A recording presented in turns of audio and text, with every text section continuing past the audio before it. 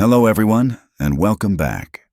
National parks are America's protected wilderness. Places we trust will keep us safe. But what happens when the danger isn't nature itself, but something hiding inside it? Tonight, we're diving into 5 true accounts from park rangers across America. From a hiker killed by geometric precision in Redwood National Park, to a murder trial that exposed impossible jurisdictional voids in Yosemite, to technologies and entities that shouldn't exist in the wilderness. These are cases investigators still can't fully explain. Before we start, tell me in the comments, which national park unsettles you the most? And if you haven't subscribed yet, now's the time. Let's venture into the darkness. Story 1. My name is Kevin Pozan, and I spent 11 years working as a special agent for the Investigative Services branch of the National Park Service. Most people don't know the ISB exists. We're the federal law enforcement arm that handles major crimes in national parks. Homicides, drug trafficking, organized poaching rings. The cases that go beyond what park rangers can handle on their own. I specialized in ballistics and digital forensics, which is why they sent me to Redwood National Park in Northern California in October of 2023.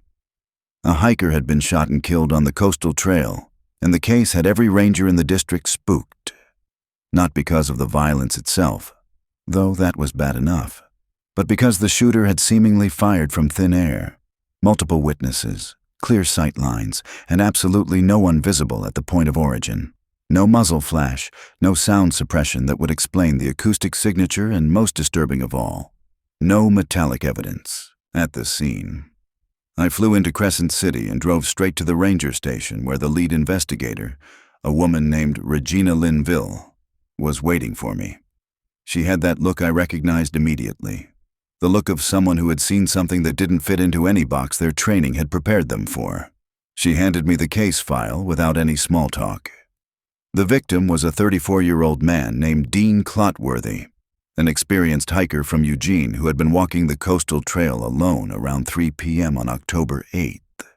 He collapsed suddenly, and 2 other hikers about 200 yards behind him ran forward to help. They found him with a massive chest wound, unconscious and bleeding out. He died before the helicopter arrived. The trajectory analysis put the shooter somewhere in a dense grove of redwoods about 150 feet west of the trail. The rangers had swept that grove within minutes. Nothing. No shell casings, no disturbed vegetation, no footprints. The 2 witnesses both insisted they had been looking in that direction when the shot occurred because they heard a strange sound. Not a gunshot exactly, but a sharp crack followed by a low mechanical hum. They said they saw the victim fall, but they never saw a shooter.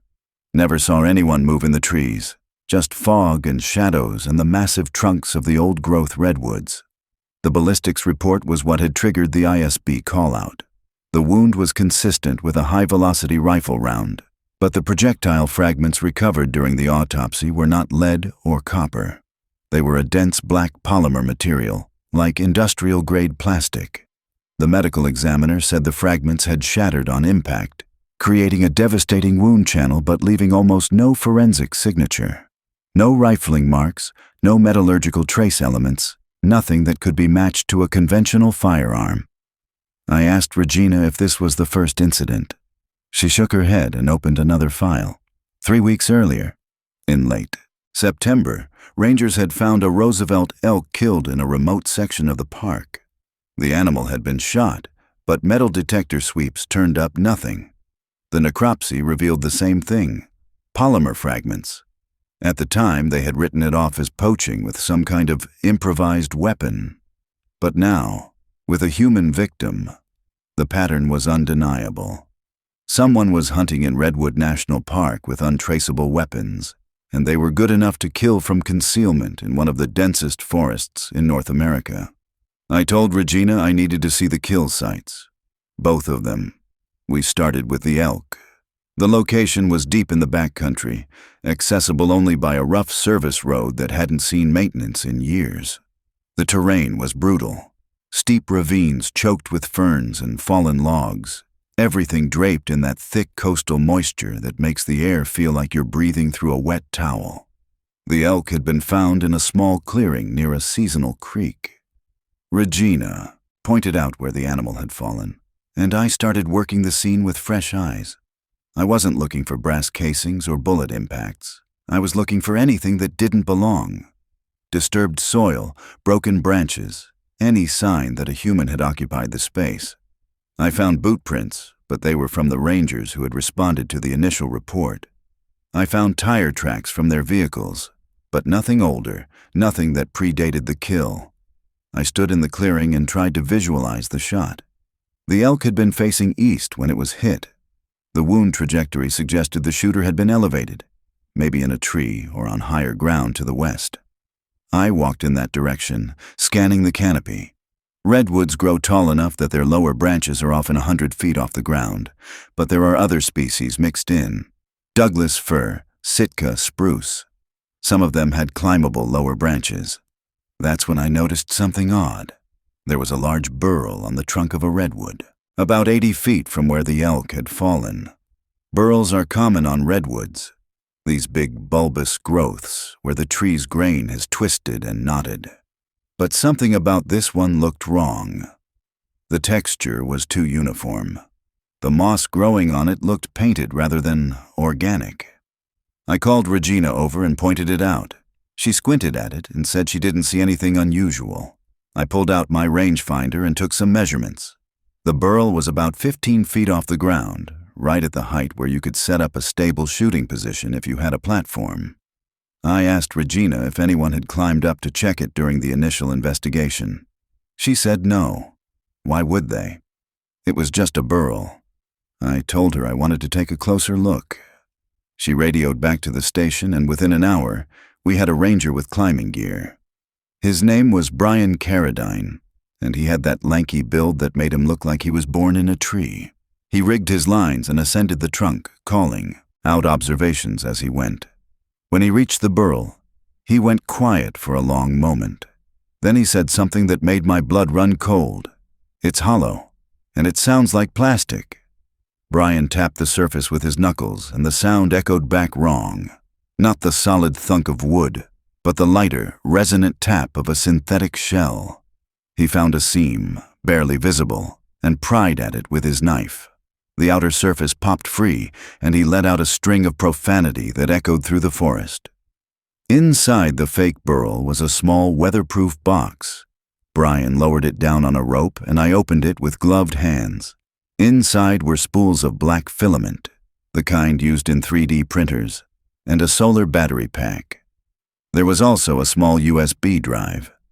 I bagged everything as evidence and told Regina we needed to expand the search. If there was one cache, there would be more. We brought in a team with LiDAR drones. Light detection and ranging technology creates detailed 3D maps by bouncing laser, pulses off surfaces, and measuring the return time. It's used for archaeological surveys and geological mapping, but it also has a unique capability. It can identify geometric anomalies. Nature is chaotic and fractal. 3D printed objects, no matter how well camouflaged, have mathematical precision, repeated patterns, perfectly flat surfaces, angles that don't occur in organic growth. The drone survey took 2 days and covered a 10-square-mile area centered on the elk kill site. When the data came back, the forensic analyst, a quiet guy named Mark Goetsch, called me into the command center with an expression I couldn't read.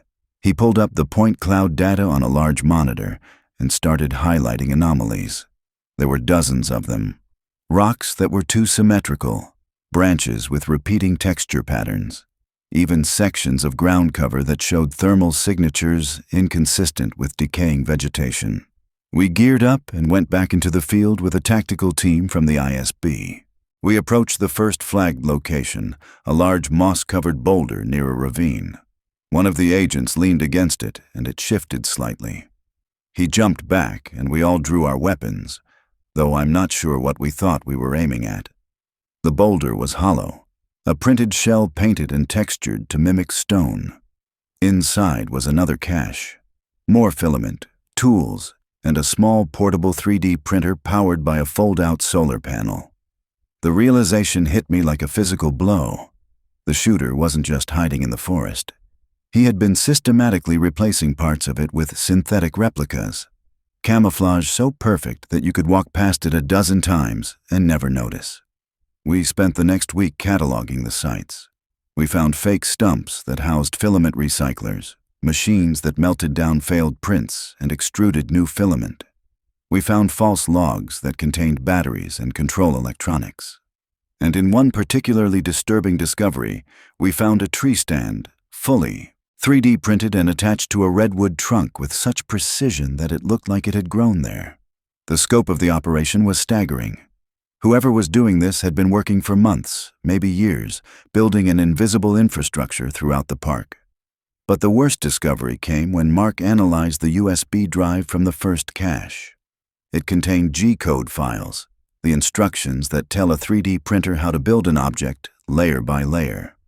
Most of the files were for weapon components, receivers, barrels, firing mechanisms, all designed to be printed in high-density carbon fiber nylon, untraceable, disposable, and capable of firing standard ammunition with the only metal component being the bullet itself. But there were other files, scans of the forest, detailed measurements of trees, rocks, terrain features. The shooter had been using photogrammetry software to create perfect digital replicas of the environment, then designing his camouflage objects to match exactly. And buried in the metadata of these files were coordinates, not for past events, but for future ones. 12 sets of coordinates scattered throughout the park. We had no way of knowing if they were kill sites, cache locations, or something else entirely. We set up surveillance on 3 of the coordinates that were accessible by vehicle. The others would require multi-day hikes to reach. I volunteered to stake out one of the locations, a section of the coastal trail about 5 miles from where Dean Clotworthy had been killed. Regina argued against it, said we should wait for more backup, but I knew we were running out of time. The shooter had already escalated from poaching to murder. If we didn't move fast, there would be more victims. I set up in a concealed observation post about 300 yards from the coordinate, using a high-powered spotting scope and thermal imaging equipment. The location was a junction where 2 trails met, a spot that saw moderate foot traffic during the day. I watched hikers come and go, normal people enjoying the forest, completely unaware that somewhere in those trees was a predator who had turned the landscape into a hunting ground. Night fell and the temperature dropped. The fog rolled in thick and heavy, reducing visibility to almost nothing. I switched to thermal imaging full-time, scanning the tree line for heat signatures. Most of what I saw was wildlife. Deer moving through the underbrush, raccoons foraging, the occasional coyote passing through. But around 2 a.m., something changed. A heat signature appeared in the canopy about 80 feet off the trail.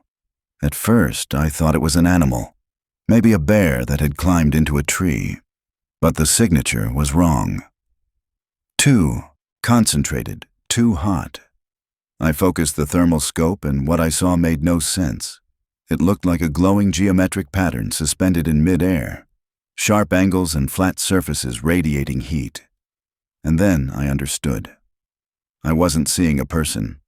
I was seeing a 3D printer. The extruder nozzle heats to over 500 degrees Fahrenheit to melt the filament. Even after printing stops, the heat lingers, creating a bright signature on thermal imaging. I radioed the tactical team and gave them my location. I kept the thermal scope trained on the heat signature, watching as it slowly cooled. And then I saw movement. A second thermal signature, this one definitely human, appeared in the tree next to the printer. The figure was small, compact, moving with the careful precision of someone who knew exactly where every branch and handhold was located. They were carrying something, a long object, probably 3 feet in length. As I watched, they assembled it. It took less than 30 seconds. When they were done, they had a rifle. I should have waited for backup. That was the protocol. But I also knew that if this person descended from that tree and disappeared into the forest, we might never find them again. I made the decision to move in. I approached from downwind, using the fog as cover, and positioned myself at the base of the tree. I could hear movement above me, the slight creak of branches, the rustle of fabric against bark.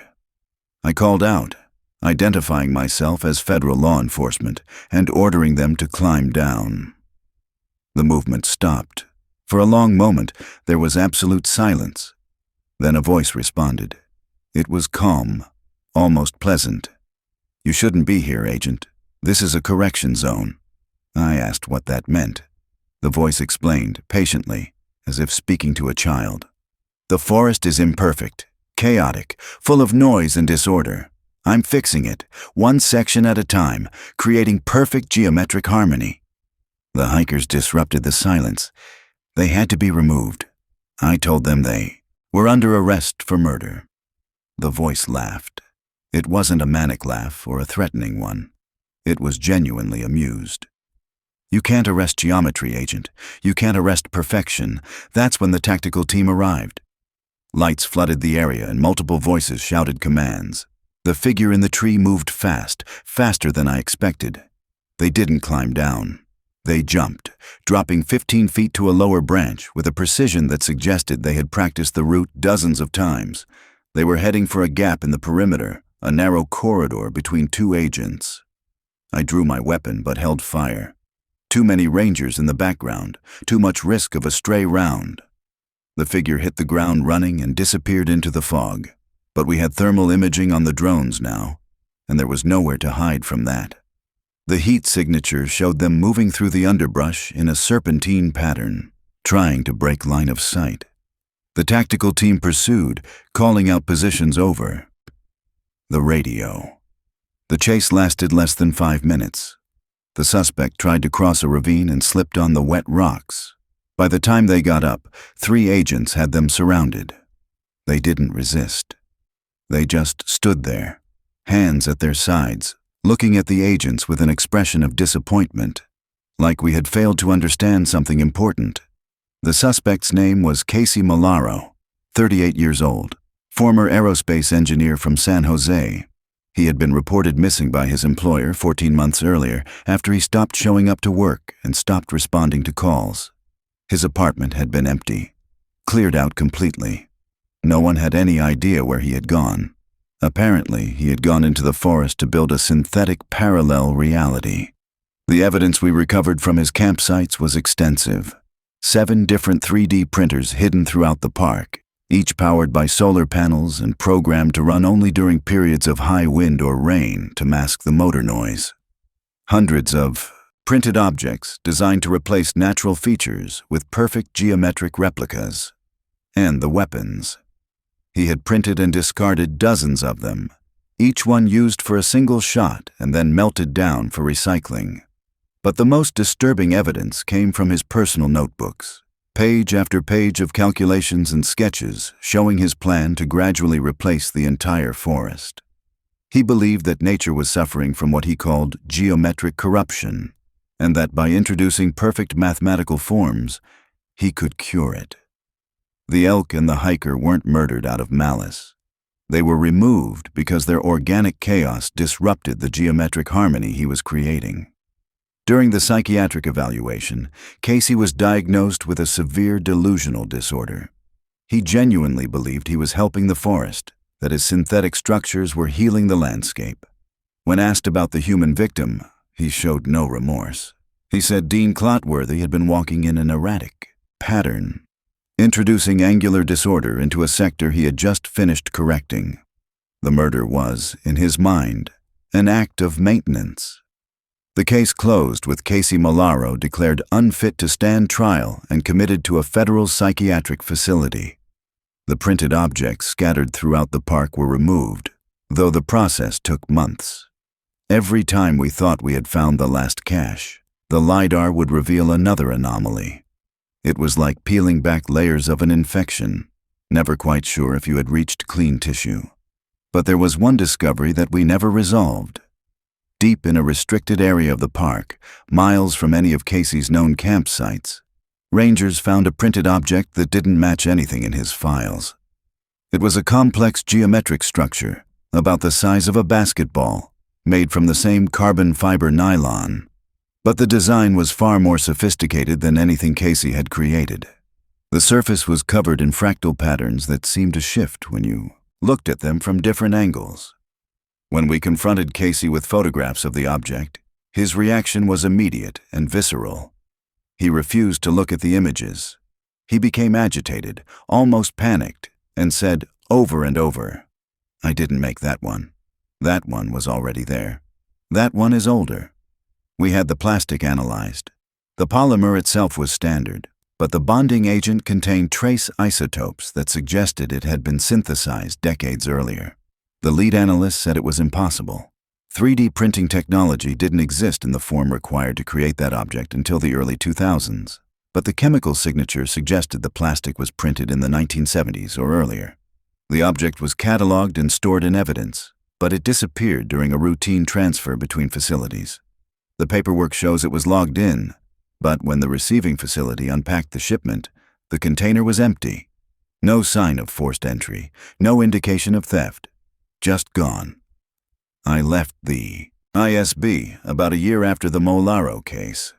I told myself it was because I wanted a change of pace, but the truth is I couldn't stop thinking about that object, about Casey's insistence that he hadn't made it, about the impossible age of the plastic. I still have the LiDAR scans on my personal drive, and sometimes late at night I pull them up and examine the data. Because here's the thing that keeps me awake. When we did the final sweep of the park with the drones, the LiDAR flagged 247 geometric anomalies. We removed 246 of them, but the 247th anomaly, the one deep in the restricted area where we found the ancient plastic object, is still there. And according to the most recent satellite thermal imaging, it's still generating heat, still printing, still building. I don't know what it's building. I don't know who or what is operating it.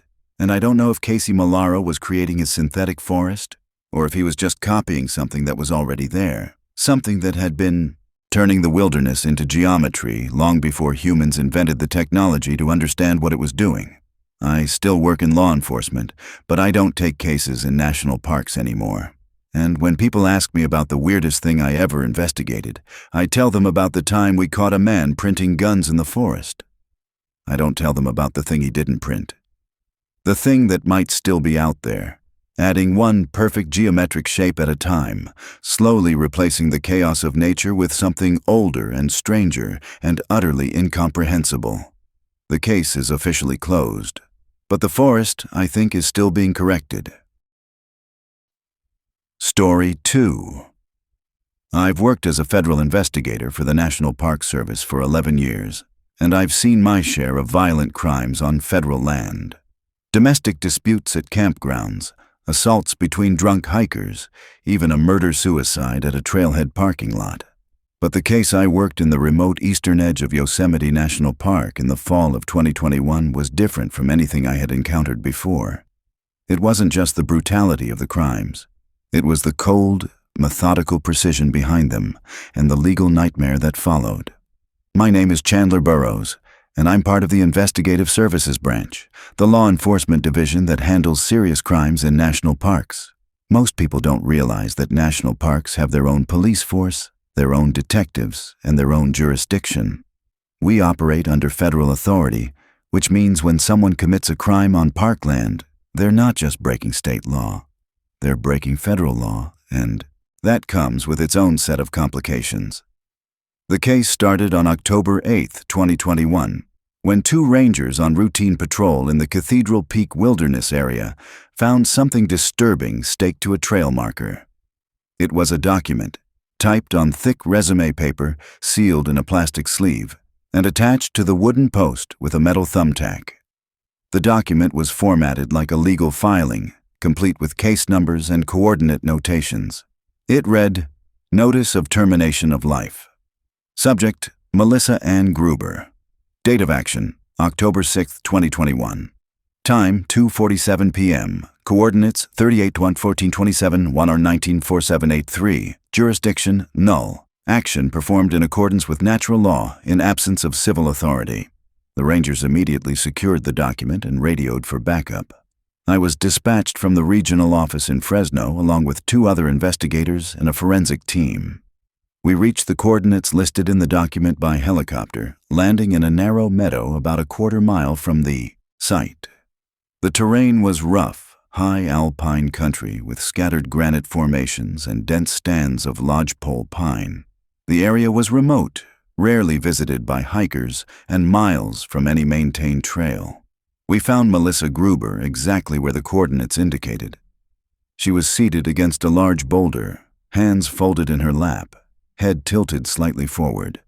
At first glance, she looked like she was resting, but when we got closer, we could see the deep, clean incision across her throat. The cut was precise, almost surgical. There was no sign of a struggle, no defensive wounds on her hands, no disturbed earth around her. Just a clean, efficient kill. The forensic team documented everything while I searched the immediate area for evidence. About 20 yards from the body, I found a second document staked to a young pine tree. Same format, same thick paper. This one read, Asset Inventory. Subject, Melissa Ann Gruber. Items retained.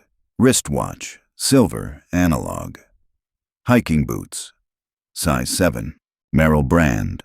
Backpack contents, itemized list attached. Items returned to wilderness. Subject remains. There was an itemized list stapled to the notice.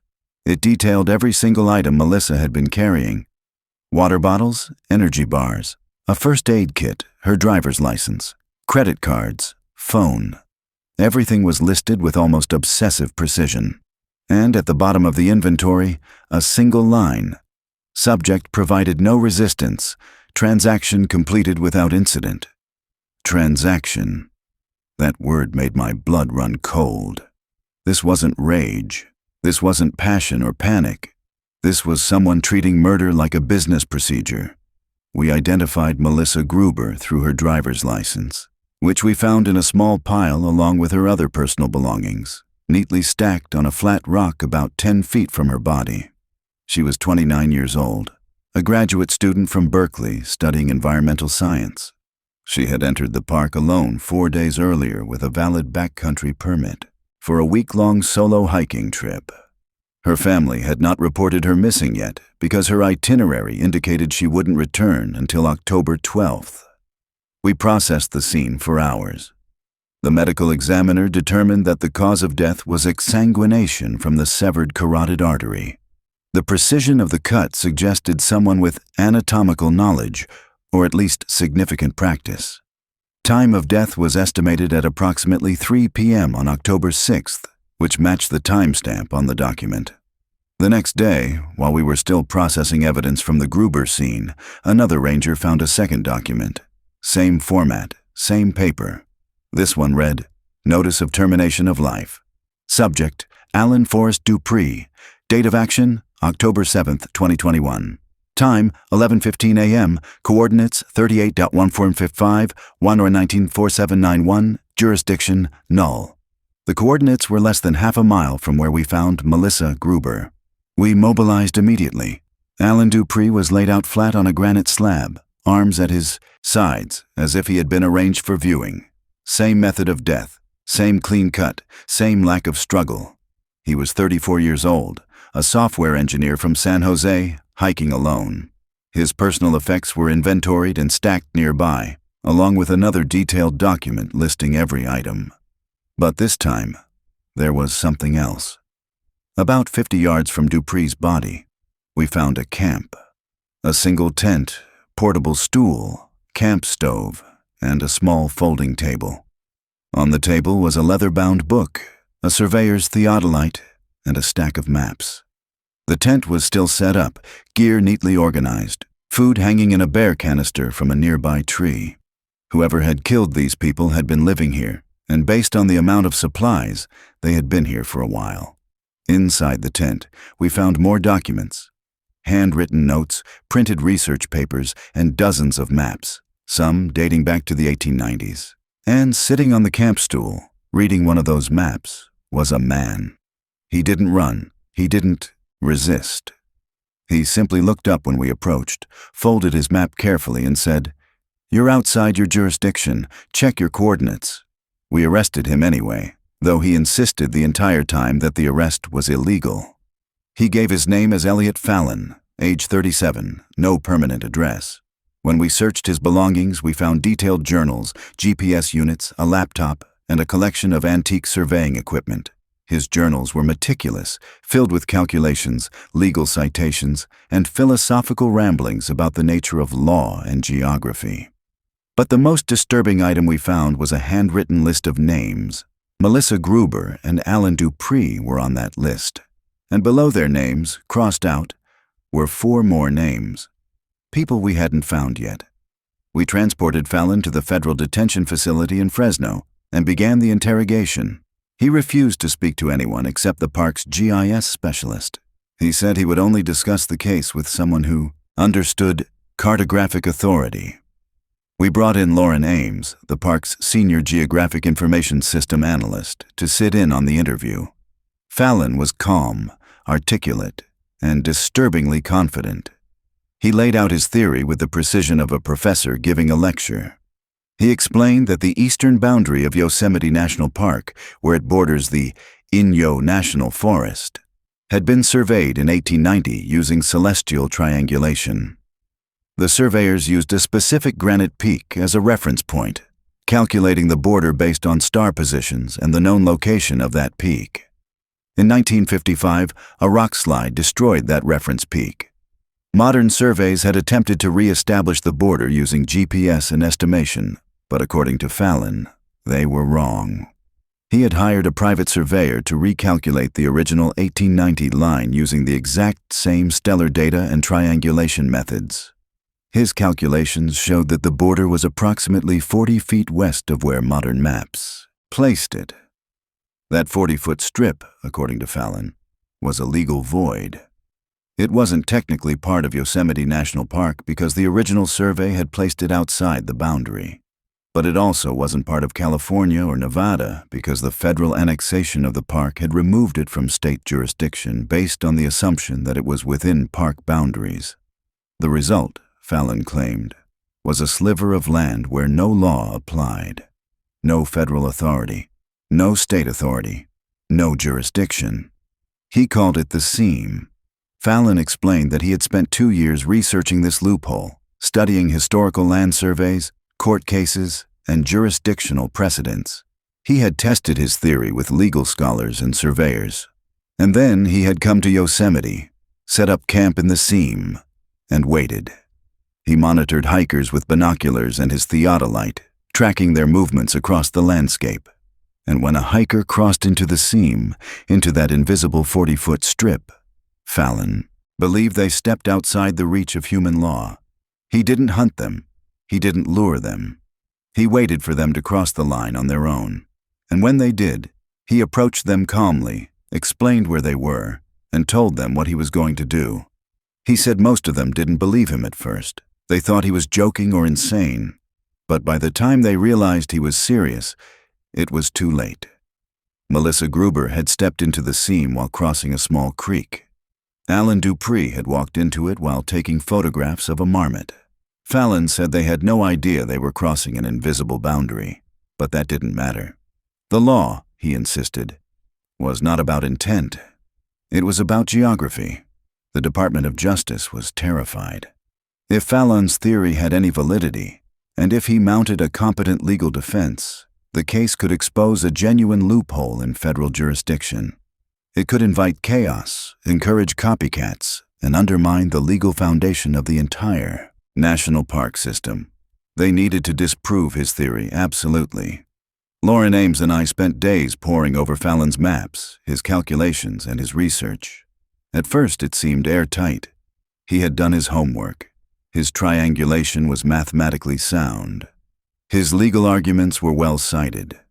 But then Lauren noticed something Fallon had overlooked. He had treated the Earth as a static grid. He had calculated the border based on fixed landmarks and stellar positions, but he had failed to account for one critical variable: tectonic drift. The Sierra Nevada mountain range is geologically active. The entire range is slowly tilting and uplifting due to tectonic forces, shifting northwest at a measurable rate. Lauren contacted the United States Geological Survey and requested crustal deformation data for the specific area where Fallon had set up camp. The data showed that since 1890, tectonic movement had shifted that section of land approximately 4.2 inches per year to the northwest. Over 131 years, the ground itself had physically migrated. The seam that existed in 1890 had moved. The land Fallon had been standing on when he killed Melissa Gruber and Alan Dupree had slid, geologically, back under the jurisdiction of Yosemite National Park. His 40-foot strip of legal void had closed decades ago. When we presented the data to Fallon, his composure shattered.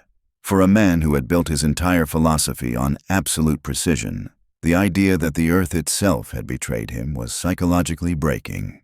He insisted the data was fabricated, that mountains don't move, that we were lying. But the evidence was irrefutable. The USGS data was peer-reviewed, publicly available, and scientifically unassailable. Fallon was charged with 2 counts of first-degree murder on federal land.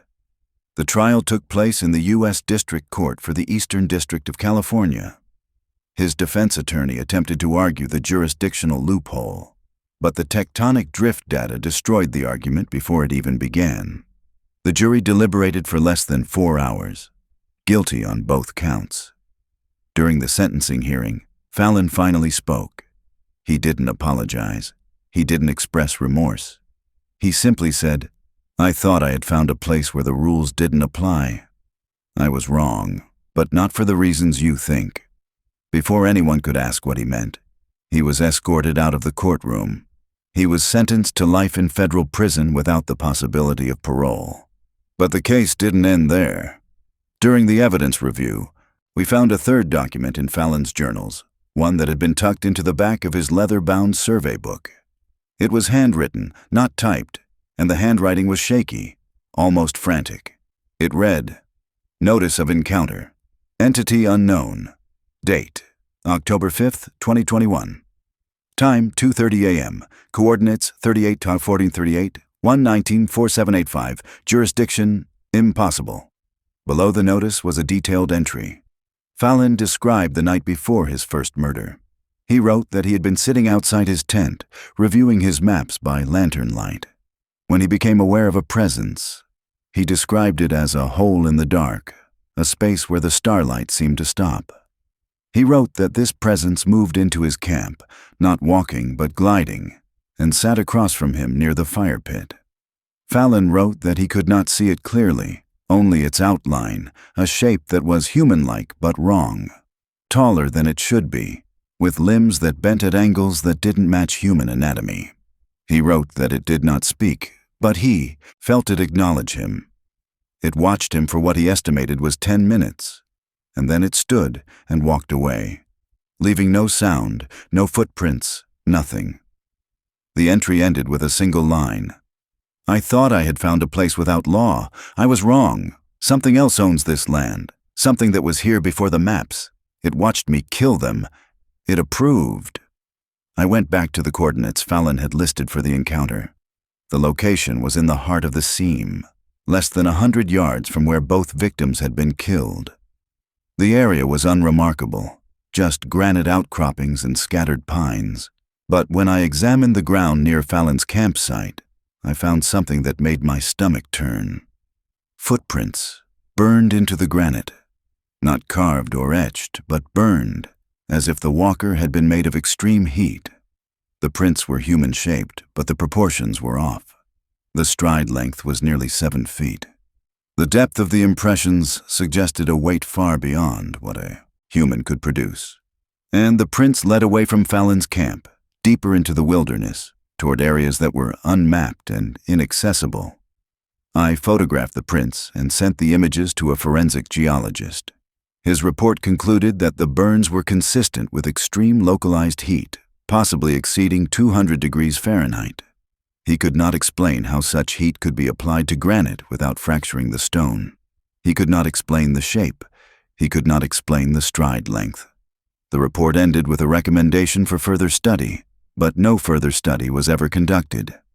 The area where Fallon had set up camp was closed to public access, Officially, it was due to erosion concerns and sensitive wildlife habitat.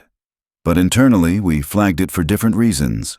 Rangers who patrol that section have reported anomalies, equipment malfunctions, GPS units that show impossible coordinates, compass needles that spin without stopping, and sightings. Rangers have reported seeing a figure moving through the trees at dawn, tall and wrong, leaving no sound and no trail. I don't know what Elliot Fallon encountered in that place. I don't know if the seam he believed in was real, or if he simply went insane from isolation. But I know what I saw burned into that granite. And I know that when I stood at those coordinates, alone, in the early morning light, I felt something watching me. Not curious, not hostile, just observing. Like I was an insect under glass. Fallon is serving his sentence at a federal penitentiary in Colorado. I visited him once, about 6 months after the trial, hoping to get more information about what he had seen that night. He refused to talk about the encounter. He would only say one thing, over and over. The law is a map we drew on the land, but the land had rules before we arrived, and those rules don't care about our lines. I still work for the Investigative Services Branch. I still patrol the parks, but I requested a transfer out of Yosemite. I work in desert parks now, where the terrain is open and the sight lines are long. I don't go into the deep woods anymore. I don't camp in unnamed valleys. And I never, ever cross into areas where my GPS shows conflicting jurisdiction data. Because Elliot Fallon was wrong about the law. The seam didn't exist, at least not in the way he thought. But I think he was right about one thing. There are places on this earth where our rules don't apply, where something older and stranger holds dominion. And if you're smart, you stay away from those places. Because the price of trespassing isn't a fine or jail time. It's something we don't have words for. Melissa Gruber and Alan Dupree were buried in their hometowns. Their families were told that they were victims of a deranged killer, which was true. But they were never told about the burned footprints. They were never told about Fallon's journals or his encounter in the dark. Some truths don't bring comfort. They only bring more questions. I think about those footprints sometimes. About the entity that walked into Fallon's camp and watched him. About whether it was drawn to the seam, or whether the seam was there because of it. About whether Fallon's murders fed it somehow, gave it substance or satisfaction in ways I can't understand. And I think about the 4 other names on Fallon's list. The ones he never got to. We checked missing persons reports. We searched the area. We never found anyone else. But those names haunt me. Because if Fallon was telling the truth, if he only killed people who crossed into the seam on their own, then that means 4 other hikers walked into that invisible strip of land and walked back out, never knowing how close they came to being added to his inventory. Or maybe they did cross. Maybe they encountered something else. Something that didn't leave documents or inventories. Something that left no evidence at all. I hope I'm wrong. I hope the seam was just the delusion of a broken mind, and the burned footprints have some rational explanation I haven't found yet. But deep down, I know better. The wilderness is older than us. It operates by rules we haven't written and don't understand. And sometimes, when you step off the trail, you step into a world where the only law is survival. And not even that is guaranteed. Story 3. I never thought rocks could tell me how someone died. That changed in August of 2023 when a river guide found what he thought was a statue wedged in the driftwood at Nankoweap Delta, deep in the inner gorge of the Grand Canyon. I'm Laura Schnauz, and I've been working as a forensic geologist consultant for the National Park Service for 11 years. Most of my work involves identifying rockfall hazards or analyzing soil samples after illegal mining operations. What I dealt with that summer wasn't geology. It was something that turned my understanding of both science and human nature inside out. The call came through dispatch on a Tuesday morning. A commercial rafting group had spotted what looked like a mannequin snagged in debris along the Colorado River.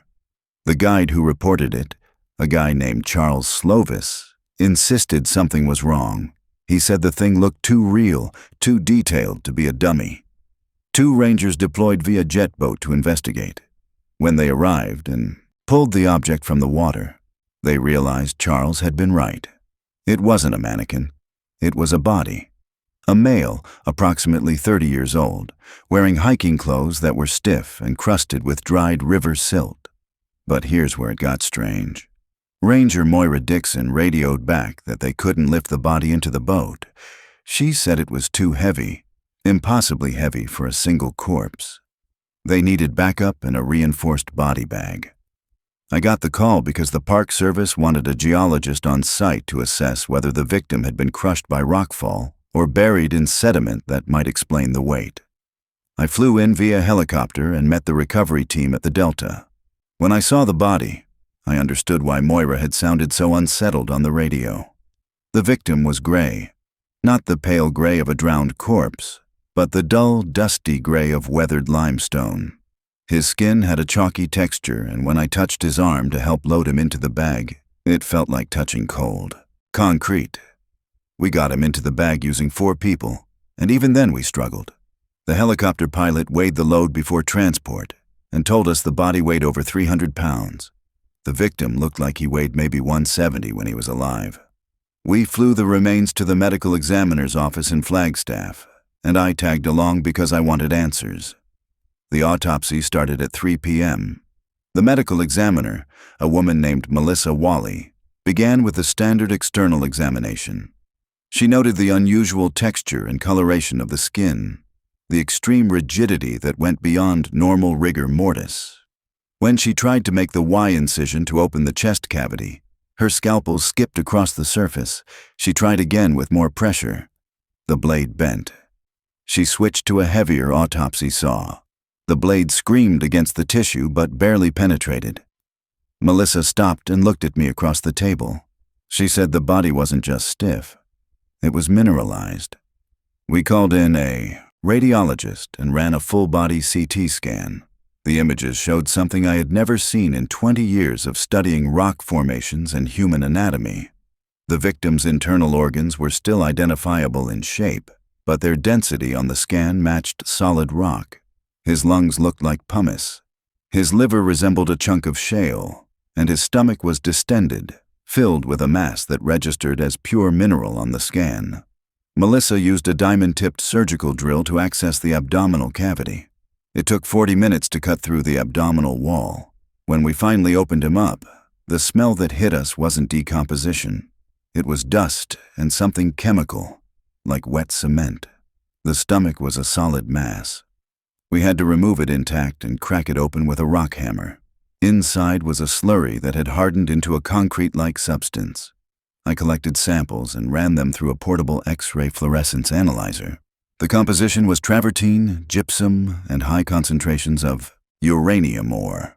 Someone had force-fed this man a mixture designed to harden inside him while he was still alive. The thought made my hands shake as I sealed the samples. This wasn't murder. This was petrification. Melissa called the FBI. I called the United States Geological Survey and requested a full isotopic analysis of the uranium. If we could identify where the ore came from, we might be able to identify where the victim had been killed. The FBI took over the investigation, but they kept me on as a consultant because they didn't have anyone who understood the geology. 2 agents, Peter Scheiben and Thomas Porter, arrived the next day and set up a command center at park headquarters. They ran the victim's fingerprints and got a hit. His name was Kevin Gould, a freelance photographer from Tempe, who had been reported missing 3 weeks earlier by his girlfriend. She said he had been planning a solo backpacking trip into the canyon but hadn't told her exactly where he was going. We searched Kevin's apartment and found his computer. His browser history showed he had been researching abandoned mines in the Grand Canyon, specifically the Orphan Mine on the South Rim. The mine had been operational during the Cold War, extracting uranium for the Manhattan Project and later for commercial nuclear fuel. It had been closed since the 60s, but the site was still contaminated. The Park Service kept it fenced off and monitored radiation levels regularly. Peter and Thomas wanted to search the mine, but I told them the uranium in Kevin's stomach didn't necessarily come from there. The canyon has multiple uranium deposits and several orphaned mines. We needed to narrow it down. That's when I pushed for the isotope analysis. Every uranium deposit has a unique signature based on the ratios of different uranium isotopes and trace elements. It's like a fingerprint.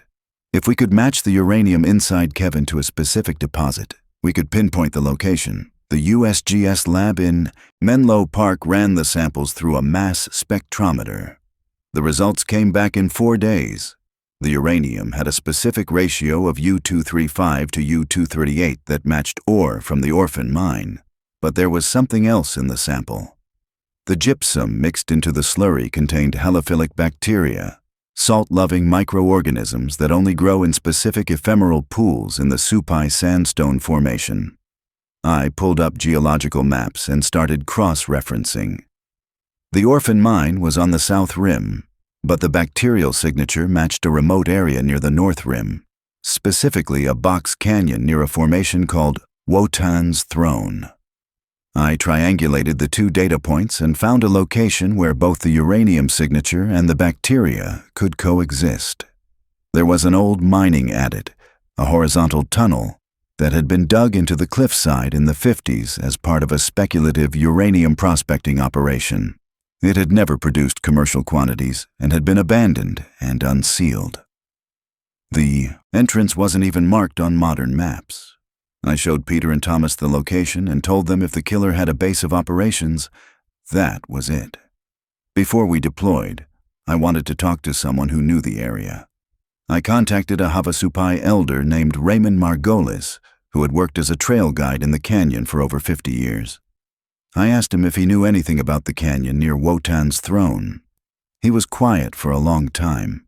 Then he told me the Havasupai called that place the Canyon of Heavy Dreams. He said people who camped there reported sleep paralysis, the sensation of their bodies turning to stone while their minds stayed awake.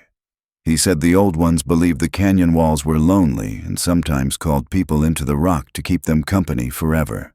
I asked if he would guide us to the site. He refused. He said if we were going there, we were on our own.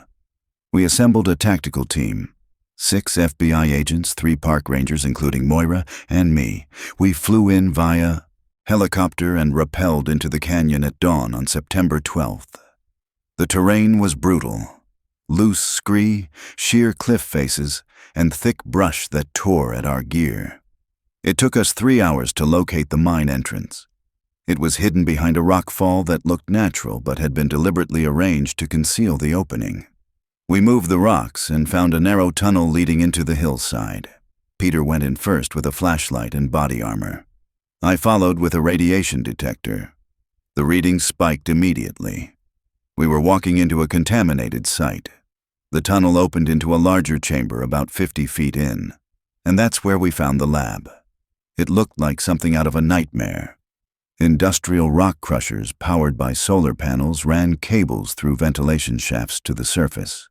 Bags of concrete and gypsum were stacked along one wall, and in the center of the chamber was a steel examination table with restraints. Lying on the table was a man. He was alive but paralyzed, his eyes wide and terrified. His skin had started to turn gray.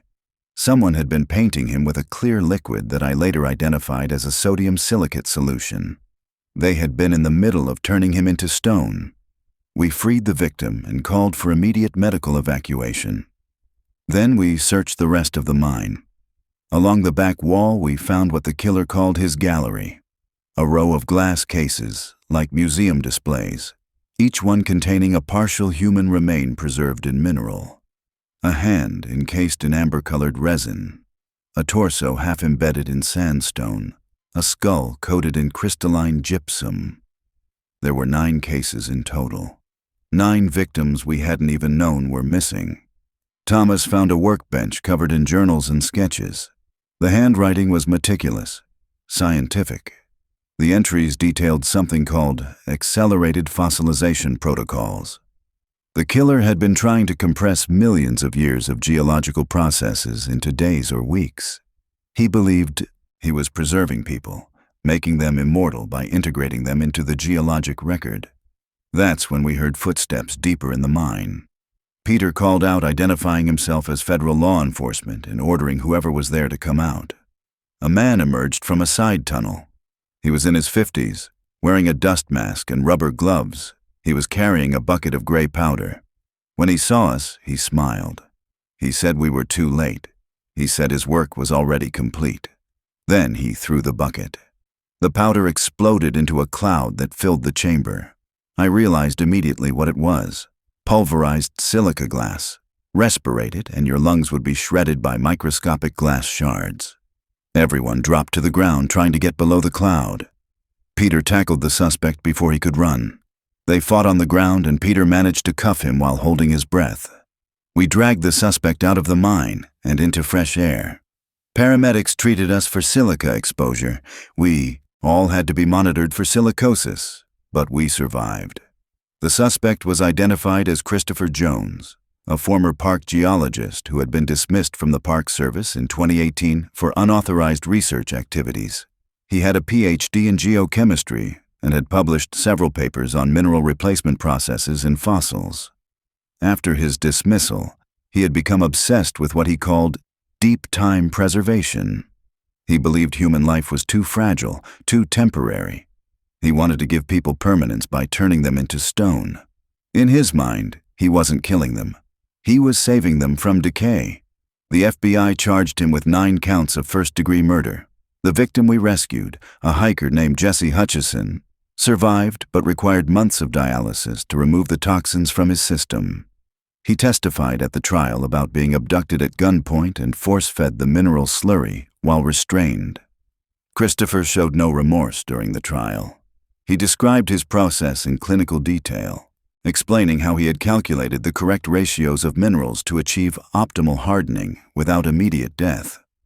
He wanted his victims to be conscious during the early stages of mineralization. He said it was important they understand they were becoming part of something eternal. The jury convicted him on all counts. He was sentenced to life without parole. The mine was sealed with concrete and designated a contaminated site. The remains in the gallery were carefully excavated and given proper burials. But there was one piece of evidence that never made it into the official report. During the final sweep of the mine, I brought in a portable seismograph to check for structural instability. The device recorded continuous low-frequency vibrations coming from deep inside the rock wall at the back of the chamber. The vibrations were rhythmic, pulsing at approximately 60 beats per minute. I assumed it was groundwater or settling rock, but one of the techs, a guy named Matt Rankin, suggested we run a ground-penetrating radar scan on that section of the wall just to be thorough. The GPR showed an anomaly inside the solid granite, about 10 feet deep. It was shaped like a human body, not recent. The rock around it was millions of years old, part of the Vishnu schist formation that forms the inner core of the canyon. The GPR data showed the anomaly was warmer than the surrounding stone by 0.3 degrees Celsius. Not much, but measurable, and the vibrations matched the rhythm of a resting human heartbeat. I wrote it up as equipment malfunction in my final report, but I also recommended that section of the mine be filled with concrete and never reopened. Peter didn't ask questions. He just signed off on it. Sometimes there are things you find in the field that don't fit into any report structure, things that make you question whether science can explain everything or if some mysteries are better left buried. I still consult for the Park Service, but I don't take assignments in the Grand Canyon anymore. I think about Christopher sometimes, locked in a cell, still convinced he was performing a service. I think about the gallery and those 9 people who disappeared and were never found until we opened that mine. And I think about the anomaly in the rock, the shape of a man embedded in stone that predates human civilization. Was Christopher insane? Or did he find something in that mine that inspired his work? Something that had been waiting in the rock for millions of years, showing him that preservation was possible? The official story is that Christopher Jones was a delusional killer who murdered 9 people in a misguided attempt to achieve immortality through mineralization. The case is closed, but I have the raw GPR data on a hard drive in my office, and sometimes late at night, I pull it up and stare at that human-shaped anomaly buried in Precambrian granite. I wonder if it's still there, 10 feet inside solid rock, warm and pulsing. I wonder if it dreams, and I wonder what it would say if we ever cut it free. The canyon is older than our species. It holds secrets compressed in layers of stone that we're only beginning to understand. Maybe some of those secrets are better left undisturbed. Maybe the rock really does remember. And maybe, just maybe, Christopher wasn't the first person to figure that out. He was just the first one to try it on the living. I transferred to a desk job in Denver 6 months after the case closed. I analyze satellite data now, safe in an office with climate control and fluorescent lights. But every time I see a canyon on a topographic map, I think about that mine. I think about the heartbeat in the stone. And I think about the fact that we sealed that chamber with concrete, not to keep people out, but to keep whatever is in that rock from calling to anyone else. Some doors are meant to stay closed. Some questions shouldn't be answered. The wilderness is ancient, and it operates by rules we don't fully understand. All we can do is respect that and hope we never dig deep enough to wake something that should have stayed asleep. Story 4. I have been working for the National Park Service for 9 years, but the last 3 have been different. After a situation in Yosemite involving credit card skimmers and a human trafficking ring operating out of campgrounds, I was reassigned to the Cybercrimes Division. Most people do not know the NPS even has a cyber unit. We are small, maybe a dozen agents nationwide, and we handle everything from illegal drone operations to dark web ivory sales to digital fraud schemes targeting park visitors. It is not glamorous work, but it matters. What happened in Arches National Park in March of 2025 was supposed to be a routine fraud investigation. It turned into something I still cannot fully explain, even after writing 300 pages of official reports. The call came through dispatch on March 11th. A backcountry ranger named Wyatt Sahlstrom had been doing a routine patrol in the Salt Valley backcountry when his radio went silent mid-transmission. His last known coordinates placed him near a restricted slot canyon in the Fiery Furnace area, a maze of sandstone fins and narrow passages that requires a permit and a guide to access legally. Before his radio cut out, he had reported finding something unusual: luxury camping equipment in a closed restoration zone. When backup rangers reached his truck 4 hours later, Wyatt was gone. His vehicle was unlocked, his gear was inside, and his service weapon was still in its holster, hanging on the driver's seat. But his handheld radio and his personal phone were missing. The initial assumption was injury or abduction. Search and rescue deployed immediately. I got the call because of what they found at the campsite Wyatt had reported. It was not just illegal camping. It was a technical installation that made no sense in the middle of the Utah desert. 4 high-end yurts arranged in a perfect square around a central area. Solar panel arrays powerful enough to run a small data center. 3 Starlink satellite dishes, military-grade models that cost more than most people make in a year. And cameras. Dozens of cameras on tripods, all aimed at the sandstone walls. But no people, no food, no water, no personal belongings. Just equipment, humming and running, recording nothing. The rangers secured the site and called me. I drove from Moab and arrived just before sunset. The setup was surreal. Everything was clean, organized, and operational. The yurts were climate-controlled and powered. Inside each one were more cameras, lighting rigs, and green screen panels. It looked like a professional film studio, but scaled down and hidden in one of the most remote sections of Arches. I checked the tripod cameras first. They were all recording. The SD cards were full, set to loop and overwrite. I pulled one and reviewed the footage on my laptop. 12 hours of the same static shot. A red sandstone wall, no movement, no people. Just rock. Then I turned up the audio. That was when my skin started to crawl. The audio track was not empty. It was voices. Dozens of voices, layered and repeating. Like and subscribe. Link in bio. Help me. Like and subscribe. Link in bio. Help me. Over and over, in different pitches, different speeds, but always the same phrases.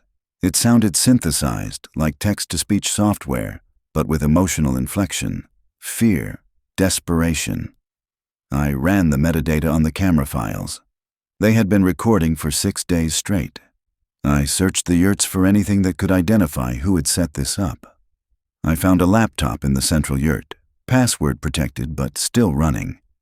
The screen showed a dashboard I did not recognize.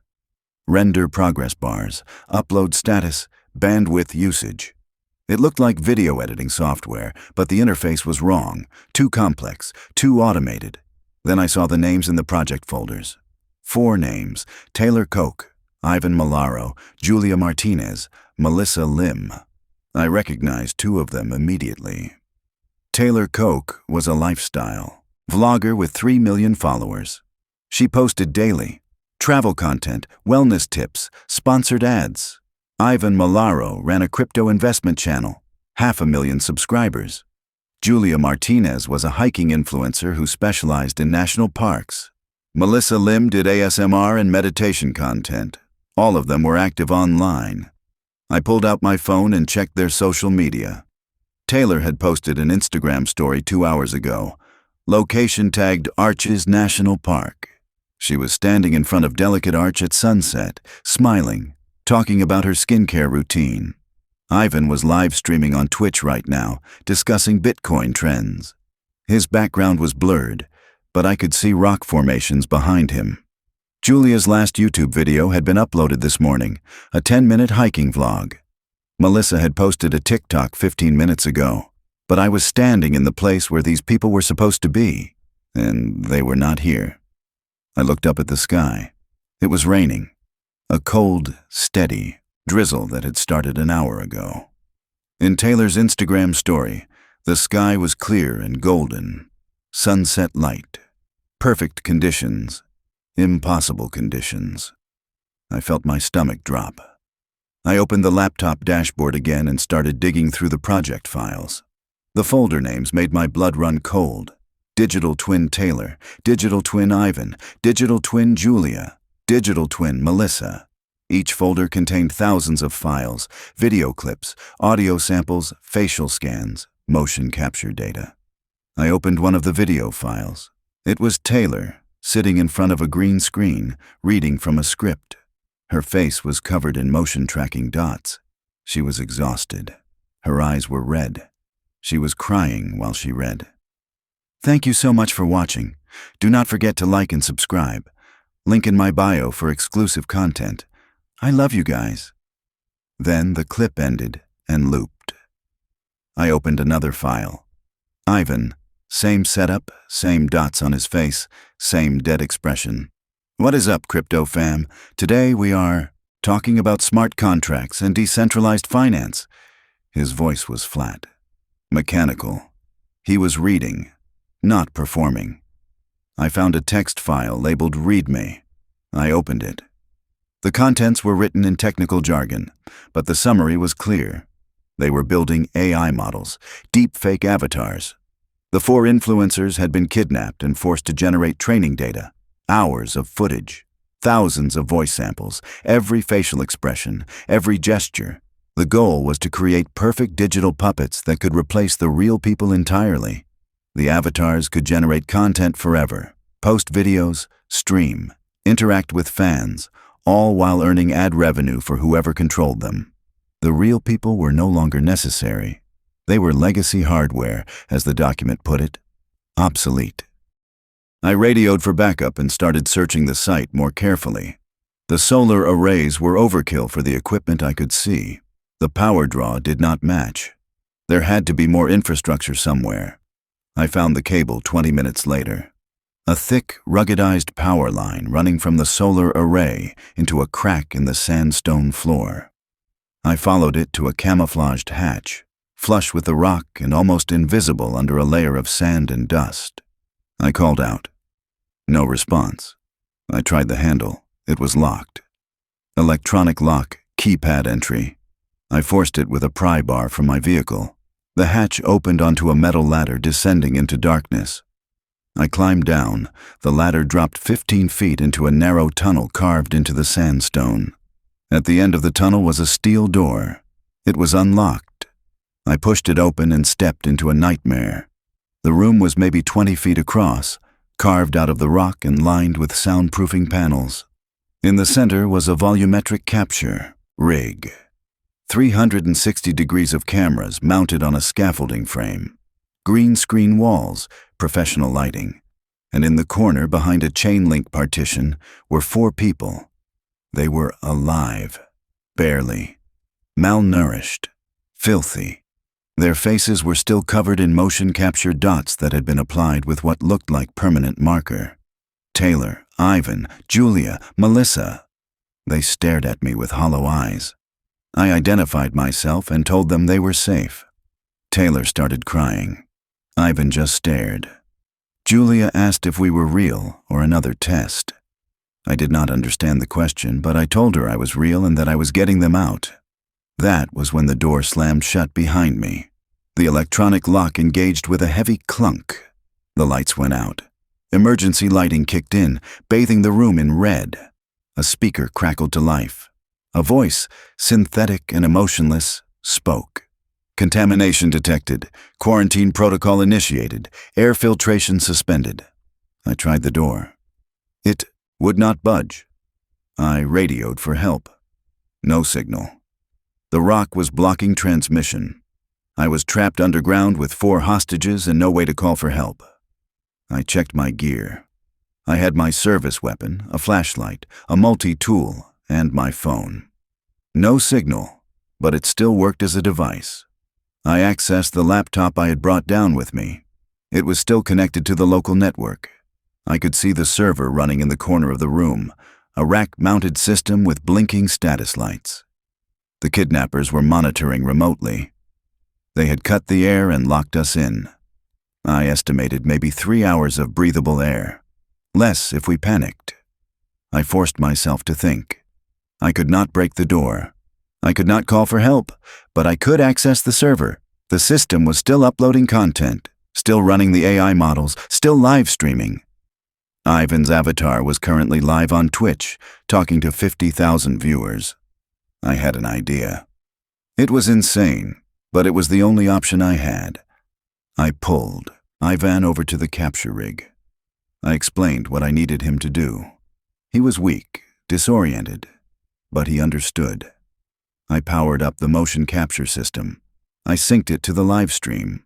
The AI model was running in real time, overlaying Ivan's digital face onto the video feed. On screen, the avatar looked perfect.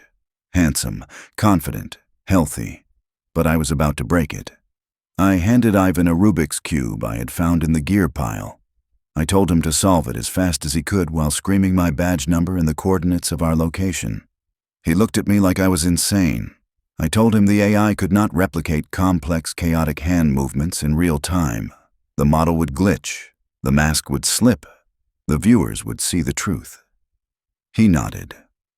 I started the capture. Ivan stepped into the rig. He started solving the cube, his hands moving frantically. He screamed, "Agent Ruby Kirkland, National Park Service. We are at coordinates 38.73 north, 109.62 west. They are holding us underground. We need help. Ranger down." On the laptop screen, I watched the live stream. The AI avatar tried to keep up. Ivan's perfect digital face began to distort. The mouth movements did not sync. The eyes lagged. The hands blurred and duplicated. The smooth, polished influencer face started to tear apart, revealing flashes of the real Ivan underneath. Gaunt, terrified, covered in tracking dots. The glitch lasted maybe 3 seconds before the system crashed and the stream cut out. But 3 seconds was enough. Within minutes, the clip was screen recorded and uploaded by dozens of viewers. It went viral. The uncanny valley effect triggered mass panic online. People thought it was a hoax, an ARG, a publicity stunt. But enough people took it seriously. Enough people called it in. The FBI Cyber Division traced the stream. The coordinates I had Ivan scream were logged. Help was coming. 2 hours later, I heard boots on the ladder. FBI hostage. Rescue team breached the hatch. We were pulled out. The 4 influencers were taken to a hospital in Moab. The server farm was seized. The site was locked down as a federal crime scene. The kidnappers were never caught. The investigation traced the operation to a decentralized network of anonymous actors, likely operating overseas. The goal had been to test whether AI avatars could fully replace human content creators. The answer, apparently, was almost. The 4 victims recovered physically, but none of them returned to social media. Their accounts were deleted, their digital lives erased. I went back to my office in Denver and started writing the reports. But 3 weeks later, something happened that I still cannot explain. I was reviewing the seized server data with the FBI forensics team. We cataloged the 4 AI models: Taylor, Ivan, Julia, Melissa. But then we found a 5th model. The folder was labeled Project Genius Low-Tie. I opened it. The avatar was not an influencer. It was a ranger, a Park Service special agent. The face was mine. The voice was mine. The mannerisms were mine. The creation date on the file was 3 months before Wyatt Sahlstrom ever found the site. 3 months before I was ever assigned to the case. I watched the sample video. The AI version of me looked into the camera and said, word for word, "I will find them. I will save them." I deleted the file. I filed a report flagging it as a security breach. I requested a full audit of my devices and my communications. Nothing was ever found. No spyware, no data leaks, no explanation for how they had built a model of me before I was ever involved. Last week, I was driving home from a briefing in Salt Lake City. My GPS was guiding me through a construction detour. The voice guidance activated, but it was not the default navigation voice. It was my voice, my exact voice, calm, steady, telling me where to turn. I pulled over. I checked the settings. The voice was set to default. I restarted the system. The voice came back, still mine. Continue en route, destination ahead. I have not used my GPS since. I drive with paper maps now, and I do not go back to Arches, because I think the simulation did not end when I left that bunker. I think it is still running, and I think I am still inside it. Maybe I never left. Maybe the version of me that climbed out of that hole was just another puppet, another model, and the real me is still down there, in the dark, waiting for someone to notice the glitch. Story 5. I still work as a ranger at Big Bend National Park, but I transferred to the visitor center after what happened out on the Mariscal Canyon Rim in the summer of 2023. I tell people it was for career advancement, better hours, closer to my family. The truth is, I can't go back to those back roads at night anymore. I can't patrol the river corridor where the mesquite grows thick and the limestone walls trap sound. Because I know what moves out there when the sun goes down, and I know what they're hunting for. My name is Brent Quapis, and before all this happened, I was part of a specialized tracking unit at Big Bend. The park sits on the Texas-Mexico border, and we get a lot of illegal crossings. Most of my job involved coordinating with Border Patrol, tracking migration routes, and occasionally assisting with search and rescue when people got lost or injured in the desert. The terrain out there is brutal. Summer temperatures hit 115 degrees. Water sources are scarce. The landscape is a maze of canyons, dry washes, and thorn bush so dense it tears your skin if you brush against it. People die out there, more often than anyone wants to admit. We find bodies every few months. Dehydration, heat stroke, snake bite, exposure. It's tragic, but it's not unusual. What started happening in June of 2023 was unusual. The first call came from a commercial river guide named Justin Einhorn. He was running a multi-day rafting trip through the lower canyons when he spotted something on a gravel bar near Tally Road. He radioed it in as possible debris, maybe camping gear left behind by another group. But when he got closer with his binoculars, he realized it was bodies. Multiple bodies, just lying in the sun on a sandbar in the middle of nowhere. I was part of the response team. We loaded into a jet boat and headed upriver. The location was remote, about 18 miles from the nearest road access. The gravel bar was maybe 30 feet wide, sitting high above the current water level. As we approached, I could see what Justin had seen. 5 figures, lying in a cluster, fully clothed. We beached the boat and approached cautiously. The smell hit us immediately, but it wasn't the overwhelming stench of decomposition you'd expect in that heat. It was faint, more like leather and dust than rotting flesh. I knelt next to the first body. It was a young man, maybe early 20s, wearing jeans and a faded shirt. His skin was dark brown, shriveled tight against his bones. He looked like a mummy, like he'd been dead for weeks. But the insects told a different story. Blowflies were just beginning to lay eggs.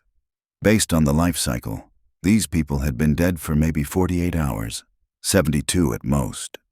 I radioed for the medical examiner and started documenting the scene. All 5 bodies were in the same condition. Mummified, desiccated, clothing intact. No obvious signs of trauma. No bullet wounds, no knife marks, no blunt force injuries. When I tried to move the first body to check for identification, I nearly dropped it. It was terrifyingly light, like lifting a hollow mannequin. I had carried enough bodies in my career to know what dead weight felt like. This wasn't it. This was empty weight. The ME arrived 2 hours later via helicopter. His name was Gene Buckley, a no-nonsense forensic pathologist who'd worked the border for 20 years. He'd seen everything, but when he examined the first body, I saw his expression change. He checked the second body, then the third. Then he looked at me and said, "We needed to transport all 5 to the morgue immediately. No field examination, no preliminary cause of death determination. He wanted them in a controlled environment with full equipment." The autopsies took place the next morning. I attended as the investigating ranger. Gene started with the youngest victim, the man I had tried to lift. He made the standard Y incision across the chest. The scalpel cut through the desiccated tissue easily. Too easily. And when he peeled back the skin, we all saw why. There was nothing inside, no organs, no muscle tissue, no blood. Just a hollow cavity, like someone had scooped out everything and left only the dried shell. Gene's hand was shaking as he picked up his dictation recorder. "Cause of death," he said slowly, "appeared to be complete exsanguination. Total removal of all blood volume, but the mechanism was unclear. Then he found the wound. It was small, maybe a 1/4 inch in diameter, located on the inner thigh directly over the femoral artery. The puncture was clean, surgical, and it had been sealed with what looked like medical adhesive. The same wound was present on all 5 bodies. Same location, same size, same careful sealing. Gene pulled me aside after the examination. He said he'd seen a lot of ways people die in the desert, but he'd never seen anything like this. The victims had been drained, completely and methodically. The femoral artery was the perfect access point. Large vessel, high, flow rate, easy to access. Whoever did this knew anatomy. They knew exactly where to cut and how to extract maximum volume with minimum mess. I went back to the gravel bar with a full forensic team. We gridded the area and searched for any evidence. What we found raised more questions than it answered. There were tire tracks leading to the site, but they came from an access point we hadn't considered. Someone had driven a heavy vehicle, probably a 6S6 or Unimog, down an old smuggler's trail that hadn't been used in years. The tracks were deep, suggesting a loaded vehicle, and the tread pattern was distinctive. Heavy lug-off road tires, custom-made, not commercially available. But here's where it got strange. We followed those tracks backward, away from the gravel bar. They ran parallel to an old dirt road for about 4 miles, then cut across a dry lake bed. And in the middle of that lake bed, at mile marker 12, the tracks just stopped. They didn't turn around. They didn't fade. They simply ended, like the vehicle had been lifted straight up into the air. I brought in a tracker from the local tribal unit, a guy named Warren Whittingham who'd worked the backcountry his entire life. He looked at the tracks, then at the empty space where they ended, and he refused to go any further. He told me about La Ambulancia Blanca, the white ambulance. It was a legend among migrants crossing through Big Bend. If you got injured or sick in the desert, a white vehicle would appear. The people inside wore medical clothing and spoke professionally. They would offer to take you to a hospital. But if you got in, you never came out. Warren said the locals believed the ambulance wasn't entirely of this world. It appeared when blood was needed, and it vanished when its work was done. He said the track stopped because the vehicle didn't drive away. It was taken, lifted by something the old people called the lechuza, the witch owl that carries souls across the border. I'm a rational man. I don't put stock in folklore, but I couldn't explain those tracks. And I couldn't explain what happened next. I started pulling data from our ground sensors. Big Bend has a network of seismic detectors scattered across the backcountry. They pick up vehicle vibrations and foot traffic, helping us monitor illegal activity. When I reviewed the logs for the past 6 months, I found a recurring pattern. Every 12 to 14 days, a heavy vehicle signature appeared on the sensors near Tally Road. It moved at approximately 5 miles per hour, always between 1 a.m. and 4 a.m., always following the same route. But it never showed up on our visual cameras. It never triggered our motion-activated lights. It was a ghost on our system, present but invisible. I mapped the signature's path. It started near the old Border Patrol checkpoint, moved along a series of dry washes, and ended at a box canyon about 8 miles from where we'd found the bodies. The canyon was called Mariscal Mine, named for an abandoned mercury mine that had operated in the 1940s. The area was closed to the public due to contamination. No one went there. I decided to set a trap. If this vehicle was hunting people, I would give it a target. I took a handheld radio used by smugglers, set it to a specific distress frequency, and planted it near the canyon entrance. Then I hiked to a ridge overlooking the site and set up a thermal observation post. I had night vision, a long-range camera, and enough water and food to stay hidden for 3 days. The first night was quiet. The second night, nothing. On the third night at 3:17 a.m. it arrived. I saw it on thermal first. A massive heat signature, rectangular and mechanical, moving slowly up the wash toward the canyon. No headlights, no engine noise that I could hear from my position. It was running silent. As it got closer, I switched to night vision and got my first clear look. It was a modified rally truck, maybe 20 feet long, painted flat black.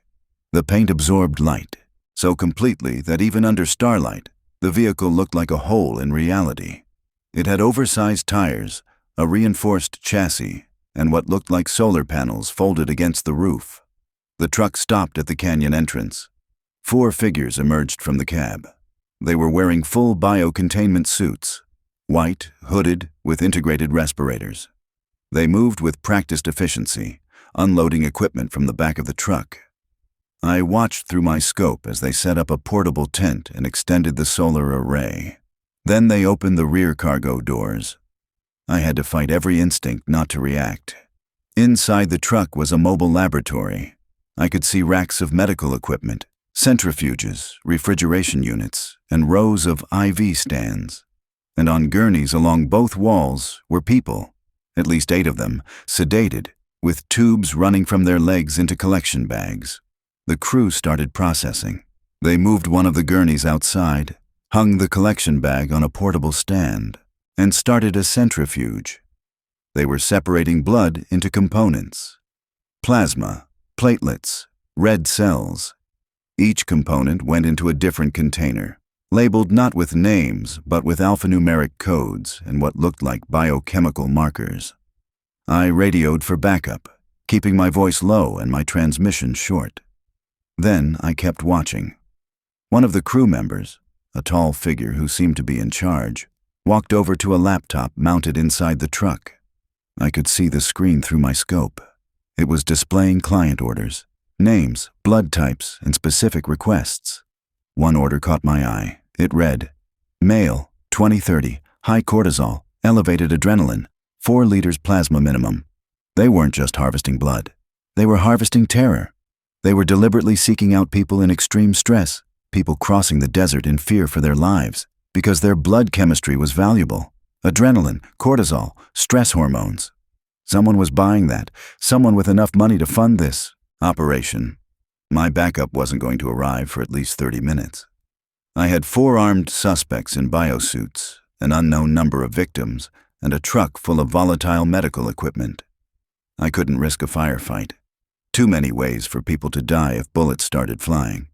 So I made a decision that probably violated about a dozen protocols. I aimed for the liquid nitrogen tank mounted on the side of the truck. I knew from my training that those tanks are pressurized and insulated. If you rupture one, the nitrogen expands explosively and creates a massive fog cloud. I steadied my rifle and fired a single shot. The tank ruptured with a sound like a thunderclap. Liquid nitrogen at -320 degrees Fahrenheit exploded outward in a rolling white cloud that engulfed the entire canyon floor within seconds. The crew started shouting. I could hear them stumbling around in the fog, blind and disoriented.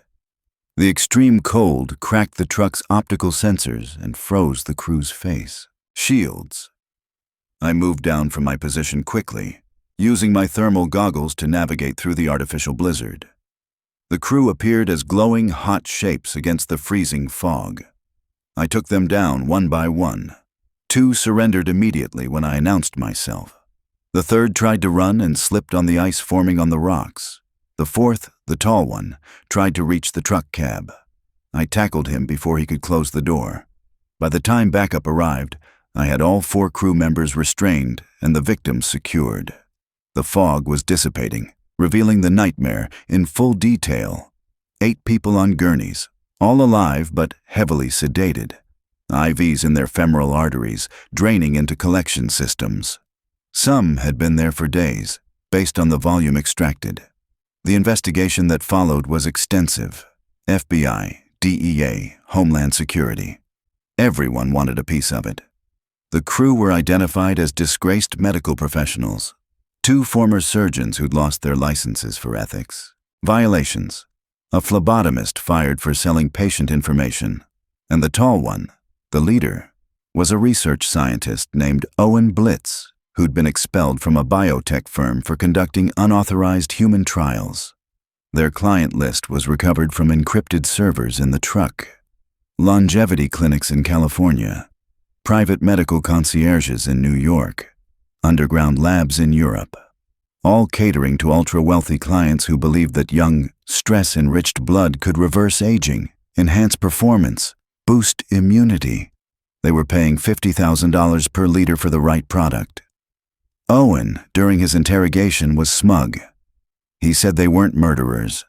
They calculated extraction rates carefully. Most donors survived. The ones who died were acceptable losses, casualties of an unregulated market. He genuinely believed he was providing a service. But here's the part that still keeps me awake. While the FBI was processing the truck and cataloging evidence, I went back to mile marker 12, where the tire tracks had vanished.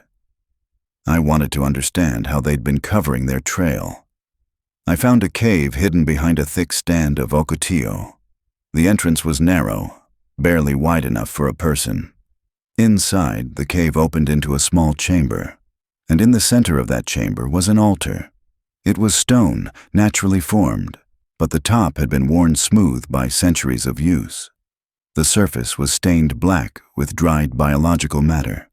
Blood, tissue, offerings left over generations. And sitting on that altar was one of the medical coolers from the truck. It was open. It was empty. I checked the truck's inventory logs later. They were short 1 cooler. Owen and his crew swore they hadn't taken it into the cave, but they admitted they left a tithe every trip. They called it the red tax, a percentage of their harvest left in that cave, because if they didn't leave it, the truck would break down. The engine would die in the middle of nowhere, or they'd get lost driving in circles until they ran out of fuel. I examined the area around the altar carefully. I found footprints in the dust, bare feet, human-shaped, but the proportions were wrong. The toes were splayed too wide, the arch too high, and the stride length suggested someone nearly 8 feet tall. I took photos, made casts, documented everything. The official report called it evidence of a secondary accomplice, possibly a local who was helping the crew navigate and acting as a lookout. But I measured that stride length 3 times.